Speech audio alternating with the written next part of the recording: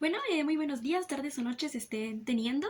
En este video me voy a encargar de explicar acerca de cómo es el procedimiento para la toma de los signos vitales, específicamente los cuatro principales que son la temperatura corporal, la frecuencia cardíaca o el pulso, la frecuencia respiratoria y también la presión arterial. Primero que nada hablaremos de lo que viene siendo la temperatura corporal, que esta vendría siendo el signo que nos indica cómo está el equilibrio entre el calor y el frío dentro del organismo, qué tanto se pierde, qué tanto se gana. Hablando de frío y calor. Entonces, existen diversos materiales que podemos utilizar para medir este signo. Básicamente son termómetros. Pueden ser termómetros de vidrio, pueden ser termómetros de mercurio o los más prácticos que vienen siendo los termómetros digitales. Estos termómetros digitales cuentan con un sensor de temperatura pues en su puntita y pues es muy fácil de utilizarlos ya que básicamente él es quien hace todo el trabajo. Ya ven que usando los termómetros de mercurio, los de vidrio, tenemos que estar vigilando dónde deja de subir la rayita y para ahí identificar dónde se encuentra la temperatura del paciente. Sin embargo, pues con este termómetro digital ya es mucho más práctico porque como ya mencioné, ellos son los que hacen todo el trabajo. Entonces, cómo funcionan estos termómetros digitales, pues ya tiene un sensor de temperatura en su punta y existen diversos lugares donde lo podemos colocar. Puede ser tomar la temperatura rectal, que suele ser más utilizada en niños en lactantes, la temperatura bucal o la más práctica, la temperatura axilar, que colocamos el sensor del termómetro debajo de la axila y pues esta es una manera más práctica y menos invasiva para no fastidiar al paciente.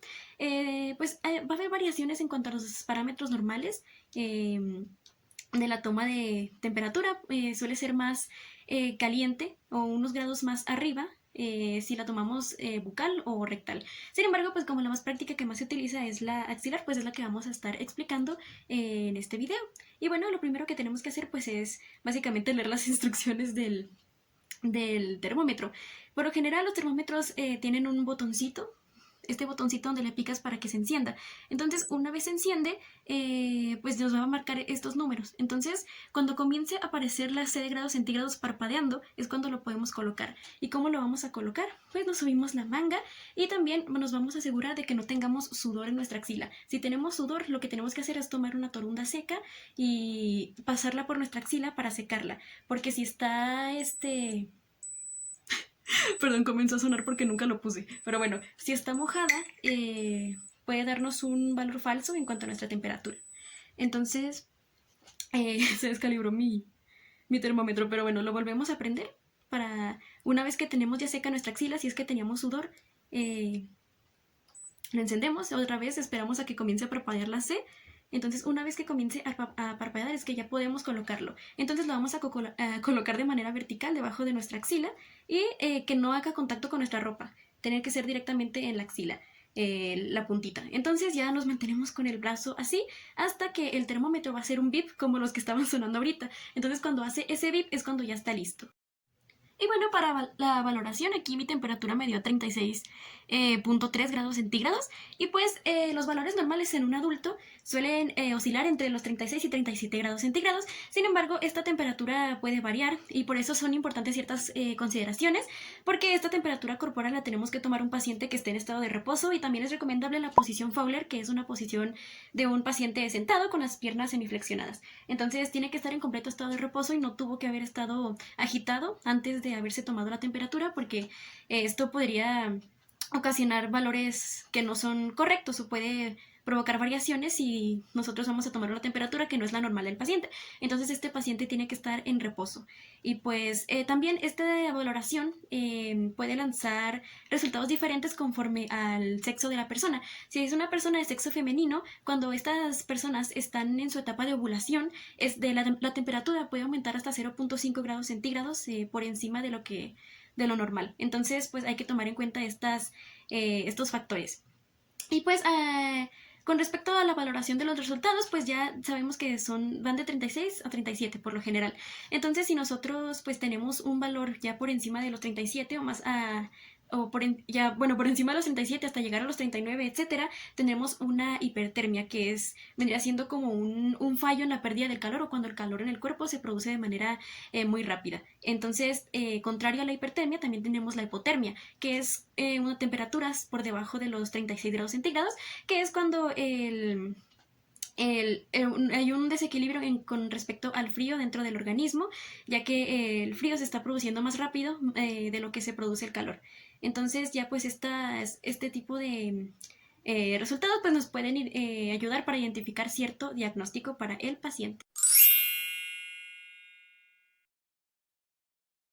Luego hablaremos de lo que vendría siendo la frecuencia cardíaca o el pulso, básicamente.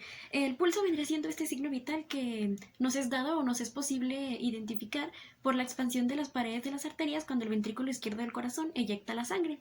Entonces esto va a provocar que en ciertos puntos del organismo nosotros seamos capaces de identificar qué tantos latidos por minuto existen gracias a la expansión de las paredes arteriales.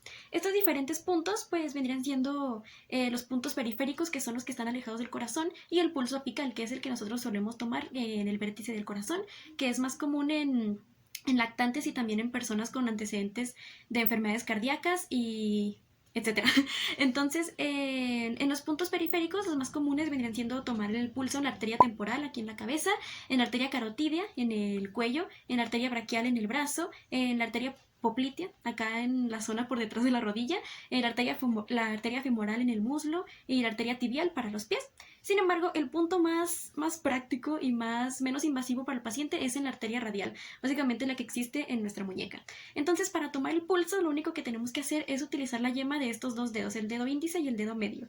Entonces, estos lo que vamos a hacer es colocarlos por debajo del pulgar. Se ven que aquí tenemos el pulgar, entonces el pulso por lo general lo tomamos aquí por detrás o por delante de donde se encontraría nuestro tendón del flexor de uno de los flexores del brazo. Entonces, una vez tenemos las yemas de ambos dedos, vamos a colocarlas aquí en esta línea que les mencioné, por debajo del pulgar, por enfrente del tendón. Entonces la colocamos. Y lo que vamos a hacer es presionar simplemente lo suficiente, porque si presionamos demasiado, pues vamos a obstruir el pulso y no lo vamos a sentir. Sin embargo, pues también tenemos que presionar lo suficiente para sentir cómo se expande la arteria. Entonces, una vez lo identificamos, lo que tenemos que hacer pues es estarnos con nuestro material adecuado, porque tenemos que tener un reloj para verificar cuántos latidos existen durante un minuto. Entonces esto ya hacemos el registro de qué tantos tiene el paciente y pues es así como se toma este signo vital. Es bastante simple. Con respecto a los resultados, pues los parámetros normales en adulto vendrían siendo de 60 a 100 latidos por minuto. Ya si existen más latidos de 100, significa que el paciente tiene una taquicardia, y si tiene menos latidos de 60, pues tiene una bradicardia.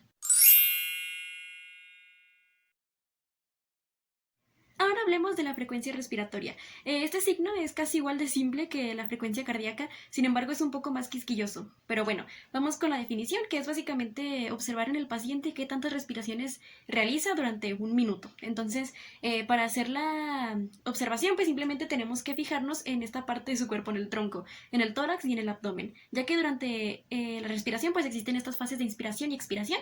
La inspiración es cuando nosotros elevamos nuestro tronco, nuestro tórax, para la entrada del aire. Entonces, lo que tenemos que hacer nosotros es observar cada cuando se levanta el tórax cuando realizamos la inspiración. Sin embargo, lo difícil de esto es que tenemos que hacerlo como a escondidas del paciente. No podemos decirle al paciente que estamos realizando tomando su signo vital de la respiración, porque al paciente se le va a olvidar que tiene la capacidad de respirar sin pensar en ello, y va a activar lo que conocemos como coloquialmente la respiración automática, y ahí pues va a alterar su respiración normal, y esto pues no nos va a arrojar un resultado favorable para nuestra búsqueda de un diagnóstico. Entonces es importante que nosotros lo hagamos con cautela mientras estamos o sea, tenemos que realizarlo con cautela y que el paciente no se dé cuenta de que nosotros estamos realizando la toma de este signo.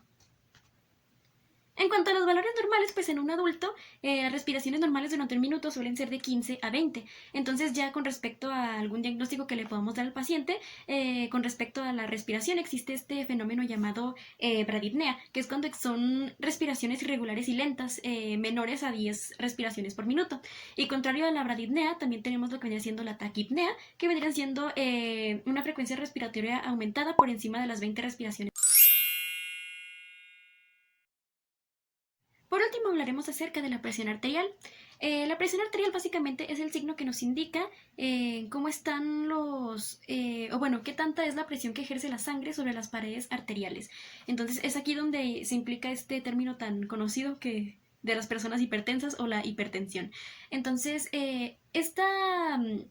Este signo creo que es el más difícil de tomar, por así decirse, y se necesita un instrumento llamado baumanómetro. O también existen diferentes que son digitales, etcétera. Sin embargo, estos no suelen ser muy recomendados porque se descalibran muy rápido y pues de por sí ya tomar este signo tiene mucho margen de error. Entonces ya tenemos que tomarlo con este instrumento llamado bamanómetro, que no cuento con él en este momento, sin embargo trataré de explicar incluso sin él. Entonces, ¿cómo tomamos este signo? Pues tenemos que colocar nuestro brazo en alguna superficie plana y a nivel de nuestro corazón. Entonces, una vez tenemos nuestro brazo en la superficie plana, tenemos que localizar la arteria braquial. El pulso de la arteria braquial lo localizamos y una vez localizado tenemos que colocarnos la manga del mamanómetro cerca de donde está nuestra arteria braquial o el pulso de nuestra arteria braquial. Entonces tiene que ser el tamaño adecuado para nuestro brazo porque si apretamos mucho pues eso puede lanzarnos resultados desfavorables. Entonces una vez colocada la manga, saben que el mamanómetro tiene un manguito. Tenemos que cerrar la válvula por completo para que no tenga nada de aire. Entonces una vez colocamos nuestra manga, existen diferentes métodos para determinar la presión arterial y el más utilizado, el que tiene menos margen de error, vendría siendo el método auscultatorio, en el que se utiliza un estetoscopio. Entonces, ya una vez localizada la arteria braquial, vamos a colocar la campana del estetoscopio y aquí es donde vamos a empezar a apretar el manguito del baumanómetro para aumentar la presión y básicamente lo que va a hacer es apretarnos el brazo. Entonces, una vez nos aprieta el brazo, cuando dejemos de escuchar el pulso, es ahí donde nosotros vamos a aumentar la presión a otros 20 o 30 milímetros de mercurio.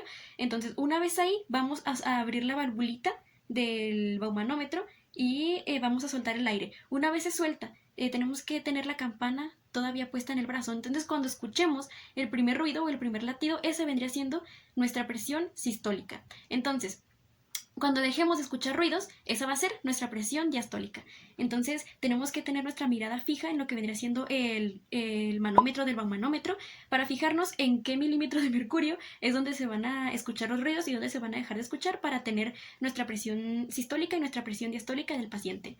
Los valores normales en un adulto pues suelen ser de 120 milímetros de mercurio para la presión sistólica y 80 milímetros de mercurio para la presión diastólica. Entonces estos son los valores normales que nosotros vamos a estar utilizando como el parámetro normal para determinar.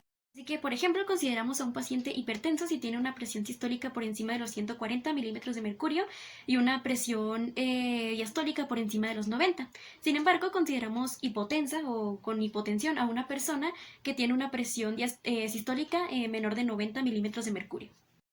Entonces, eso ha sido un resumen acerca de cómo se toman los 4 signos vitales principales. Espero les haya ayudado y yo me despido, así que gracias por su atención.